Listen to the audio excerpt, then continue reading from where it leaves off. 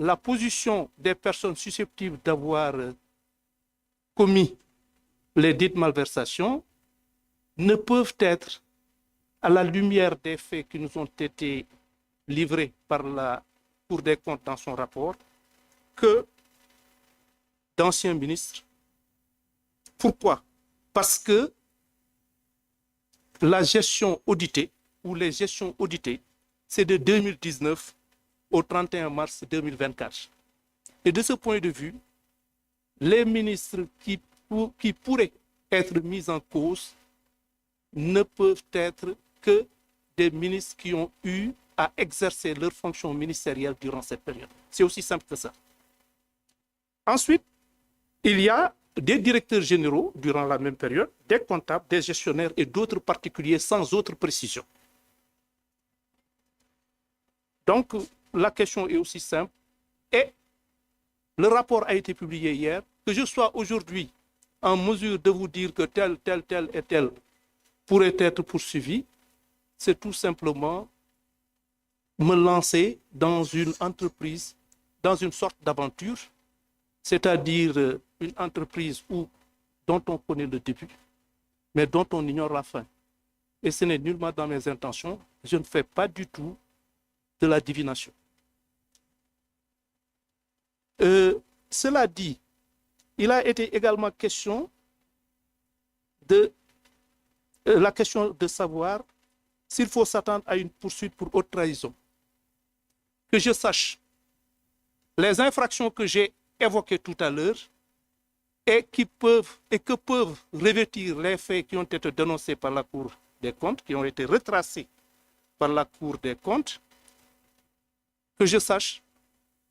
le délit de haute trahison n'a pas été évoqué. Parce que moi, j'ai eu à évoquer surtout le blanchiment, le faux en écriture, faux en informatique, détournement de deniers publics, escroquerie portant sur des deniers publics, blanchiment d'argent, enrichissement illicite, complicité et recel de ses chefs. Il est vrai que nous sommes dans une dynamique d'enquête.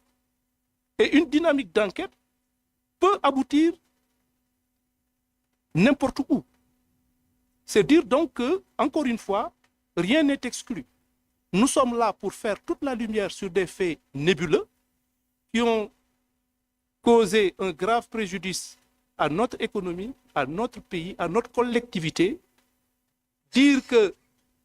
les faits que nous recherchons vont concerner telle personne ou telle autre personne, vont revêtir telle forme ou telle autre forme, c'est-à-dire pourraient effectivement conduire à l'arrestation ou aux poursuites de tel, je ne pense pas être en mesure de le faire et je n'ai nulle envie d'entrer dans des considérations que je ne maîtrise guère. su may lay tontu léegi si li nga ma laaj si laaj bu jiitu bi ngay wax ni ndax mën naa la wax yan ministre ak yan DG ñoom la ñu war a topp su ma tontu woon si sa laaj bi si anam yi ngay xaar su boobaa nga war ma jàppe luxuskat ndaxte fi ma nekk nii moo di dama ñëw Cour des comptes def benn rapport wax ni def nañ nangam def nañ nangam def nañ nangam leeral ko lool ni nangam yooyu ñu def jalgati nañ nangami milliards yooyu li ma leen wax moo di ñi nga xamee ni anam yi nga xamee ni moom la ñu saytoo mbir mi waxe ko noonu ñi nga xamee ni ñii ñoo ko mën a def mooy ñii maanaam ay ministres yu fi nekkoon ndaxte jamono jooju ñuy wax moom mooy gestion wu de 2019 au 31 mars 2024 maanaam ministre DG comptable gestionnaire ñoo xamee ni ñii si jamono yooyu ñoom ñoo nekkoon si place yi nga xamee ni foofu la ñu nemmeekoo jalgati yooyu ñuy wax donc ñooñu dañ leen di saytu te su ma la waxoon tey jii diw ak diw la nga war maa ragal ndax man mii dañuy soog a tàmbali rek am yéene ubbi enquête boo xamee ni bii sax tàmbaleegul donc su boobaa su ma la waxee ni diw ak diw la nga war maa tam dëmm sax su la neexee voilà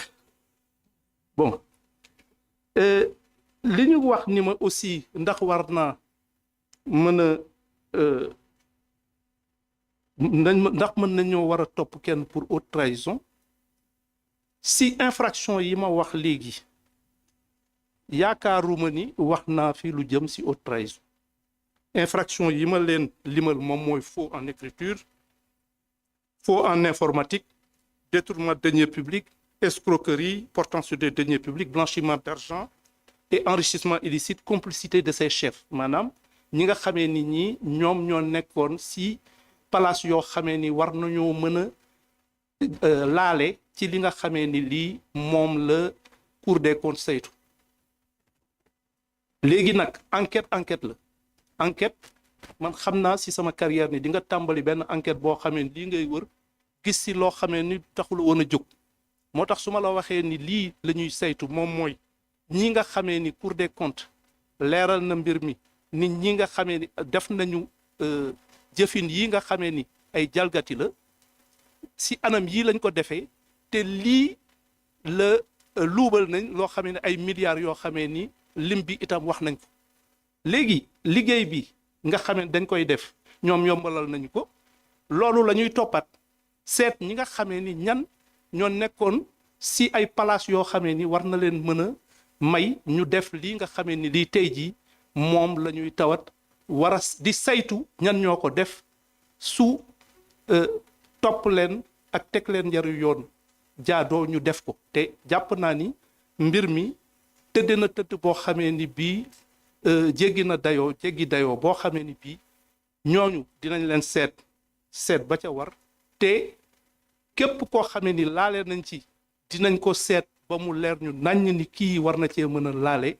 te dinañ ko topp te su boobaa comme ni ma ko waxee léegi lépp li nga xam ne yoon daf ko may si àqam ak yelleef ñu sàmmoonteeg loolu waaye du tere képp koo xamee ni kii war nga mën a leeral mbir yi war nañ la cee mën a topp dinañ la ci topp bu leer nañ te su waree yaru yoon te yoon moo koy dogal loolu laa amoon si la di wax maa ngi leen di sant leen gërëm jërëjëf.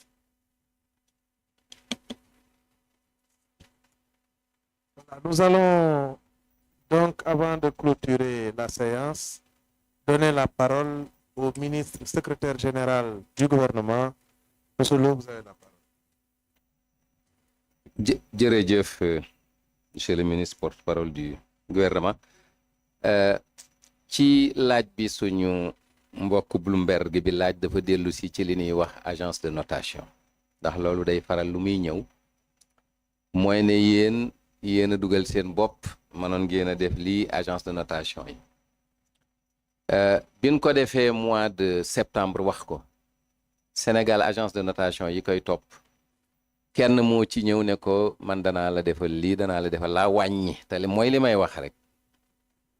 yéen ñëpp yéen a ngeeg seeni njaboot ci kër ga ñun fi mu toll suñu note mën nañ ne ñu ngi ci 13/20 moom lañ ñuy noté fi mu toll bu dee 20 ñu ngi 13